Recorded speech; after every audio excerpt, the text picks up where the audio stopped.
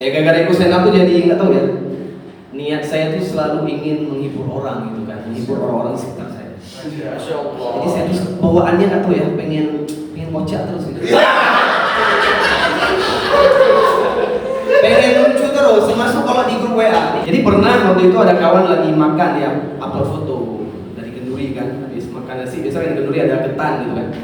Dia upload foto, saya balas pakai tebak-tebakan. Saya balas, ketan apa yang nggak disukai Allah? Ketan yang terkutuk. Nah itu masih mending, tapi pernah kelewatan gitu. Saya akui, ya apa ya? Jadi sok humoris itu bahaya. Pernah kelewatan. Ini waktu itu ada di kantor tempat saya ngajar gitu kan. Itu isinya nggak ada air. Ada yang lapor tuh di grup ya. Nggak ada air nih, kayak mana? Saya balas pakai tebak-tebakan. Air apa yang menyehatkan? Aerobik. Pala semua orang. Asli pala semua orang karena ya nggak tahu timingnya kan. Pala semua semua saya.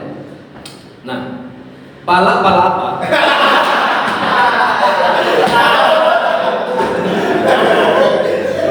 Pala apa yang merugikan suami istri? Apa tuh? Pala 3.